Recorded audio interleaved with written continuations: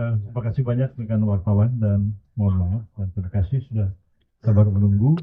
Hari ini kami menyelenggarakan rapat koordinasi nasional, eh, rapat koordinasi pembangunan hukum, ya, dan beberapa instansi hadir pada kesempatan yang baik pada ini adalah Jaksa Agung, kemudian Pak Menpan, Menpan RB yang diwakili oleh Pak Wakil Menteri, kemudian Ketua KPK hadir dan Menteri Migrasi dan Pemasyarakatan dan Kementerian HAM, Kementerian Hukum, Mabes Polri dan lain-lain. Yang semua ini sangat penting dalam rangka untuk melakukan sinkronisasi perencanaan pembangunan hukum nasional kita secara bersama-sama dan sekaligus juga melakukan evaluasi terhadap kinerja pembangunan hukum nasional kita dari tahun ke tahun. Dan dalam kesempatan ini juga kita akan membahas upaya-upaya untuk meningkatkan indeks pembangunan hukum nasional IPH yang sampai saat ini skor yang dinyatakan oleh BPHN adalah 0,68. Target kita pada tahun depan bisa ditingkatkan menjadi 0,69, walaupun hanya naik satu poin saja, tapi telah menunjukkan sesuatu yang berarti dalam pembangunan hukum nasional kita. Mengapa kami anggap penting pertemuan ini? Supaya terjadi sinkronisasi dan terjadi harmonisasi dari peraturan-peraturan yang bersifat nasional dan kemudian peraturan-peraturan di daerah, sehingga terjadi tumpang tindih antara satu pengaturan dengan pengaturan yang lain. Tidak juga terjadi over pengaturan, hal-hal yang nggak perlu diatur sebenarnya nggak perlu diatur. Kadang-kadang ada satu hal yang sama diatur oleh berbagai macam peraturan sehingga menimbulkan kebingungan pada tahap pelaksanaannya. Kita mencoba untuk melakukan sistematisasi terhadap peraturan pada tingkat nasional maupun juga pada tingkat daerah, sehingga terjadi sinkronisasi dan kemudian akan bermuara pada terciptanya keadilan dan kepastian hukum. Kita bersama-sama tahu bahwa tahun 2026 ini ada satu momen sejarah yang sangat penting dengan diberlakukannya Kitab Undang-Undang Hukum Acara Pidana yang baru dan Kitab Undang-Undang Hukum Pidana Nasional yang baru menggantikan KUHP warisan kolonial Belanda, dan hukum pidana kita mengalami perubahan-perubahan yang sangat besar di tengah-tengah masyarakat. Begitu juga Kitab Undang-Undang Hukum Acara Pidana yang dirumuskan tahun 1981 itu sudah diubah dengan KUHP yang baru, baik KUHP maupun KUH pidana mulai diberlakukan sejak tanggal 3 Januari 2026, dan kita juga berusaha untuk melakukan rapat-rapat koordinasi untuk menyamakan persepsi ya, baik terhadap KUHP maupun terhadap KUHP sendiri, sehingga tidak terjadi macam-macam tafsiran. Misalnya polisi tafsirannya beda, jaksa tafsirannya beda, pengadilan beda lagi. Pada akhirnya menimbulkan kebingungan masyarakat dan tidak akan mungkin menciptakan adanya keadilan dan kepastian hukum yang didambakan oleh masyarakat. Dan kita tahu bahwa pembangunan ekonomi nasional harus ditopang oleh peraturan hukum yang adil.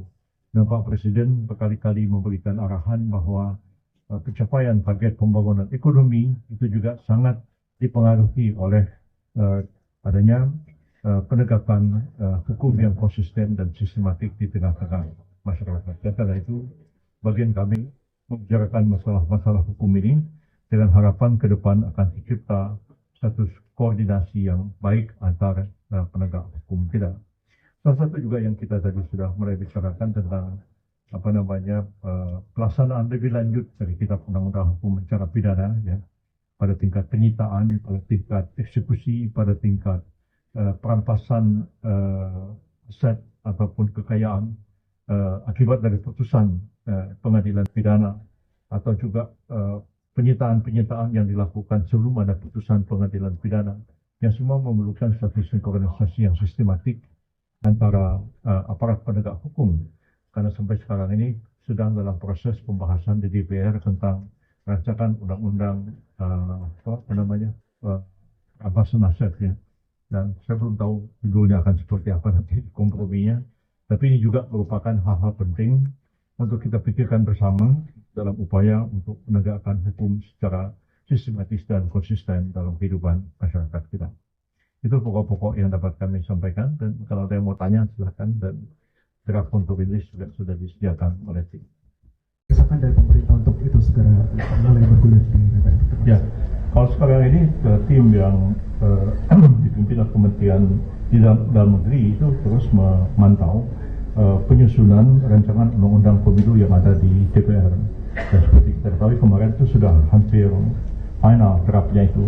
Jadi kita dalam tahap melakukan antisipasi terhadap draft yang dibahas di DPR itu juga kemudian akan menyampaikan counter draft dari pemerintah. Nanti pada saat RUU itu diajukan ke DPR, pemerintah akan mengajukan DIM, ya, daftar isian masalah, dan DIM pemerintah itu akan kita koordinasikan bersama-sama. Dan kita menunggu arahan dari Bapak Presiden, karena ada beberapa masalah yang sangat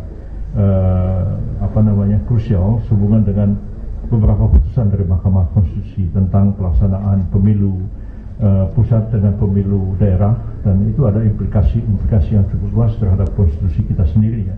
Tafsir terhadap Undang-Undang Dasar 45 mengatakan pemilu dilaksanakan sekali dalam 5 tahun. Ini bisa berapa kali pemilu dalam 5 tahun? Bagaimana kita harus mengartikulasikan konstitusi itu? Di samping itu juga ada masalah-masalah krusial yang kita hadapi kalau memang pelaksanaan pemilu dibelah antara pusat dan daerah itu, konsekuensinya akan ada perpanjangan masa jabatan baik kepala daerah maupun badan-badan perwakilan dari daerah, DPRD, provinsi, dan kabupaten kota. Nah, kalau kita itu mau memperpanjang masa jabatan kepala daerah, itu agak mudah aja. Sudah habis kita tunjuk aja, eselon 1 jadi PJ Gubernur, eselon 2 jadi PJ Bupati Kota. Tapi kalau anggota DPRD, kok bisa? Bagaimana caranya? Nah, saya ditanya, Anda kan belajar hukum tata negara, gimana caranya? Saya juga begitu jalannya. Karena memang Undang-Undang Dasar mengatakan bahwa pemilu diadakan sekali dalam 5 tahun. Pemilu itu untuk memilih, ya, anggota DPR, ya, DPR, kemudian DPD, DPRD kabupaten, DPRD, presiden dan wakil presiden. Dan masing-masing itu masa jabatannya dibatasi secara 5 tahun. Siapa yang berwenang memperpanjang masa jabatan anggota DPRD? Itu persoalan krusial yang belum ada jawabannya dalam hukum tata negara. Apa bisa mengatur undang-undang? Undang-undangnya itu nabrak UUD 45. Bagaimana masalah ini? Nah, ini yang sebenarnya kita mau diskusikan secara hati-hati supaya pemerintahan kita jalan negara tetap konstitusional, tidak nabrak Undang-Undang 45. Itu yang sangat penting. Tapi ini sudah jadi putusan MK, itu masalahnya. Kapan sebaiknya pembahasan itu mulai dimulai? Mudah-mudahan sih pertengahan tahun ini sudah bisa dimulai pembahasannya. Itu tergantung pada DPR. Kalau DPR sudah selesai menyusun draft, akan disampaikan kepada Presiden, dan tentu Presiden akan melakukan ampres untuk menunjuk beberapa menteri untuk membahas RUU tersebut. Tapi target kita sebenarnya RUU ini sudah selesai ya pada saat 2,5 tahun usia dari pemerintahan ini, supaya ada tenggang waktu yang cukup mempersiapkan pemilu 2,5 tahun sebelum dilaksanakan tahun 2029. Itu pun bukan tidak ada risiko, karena satu RUU sudah selesai dibahas jadi undang-undang, kita ada yang uji ke Mahkamah Konstitusi, Mahkamah bikin pembatalan ataupun penafsiran baru lagi.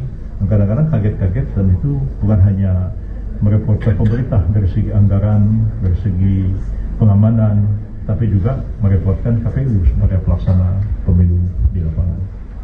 Baik, terima kasih. Baik, terima kasih banyak.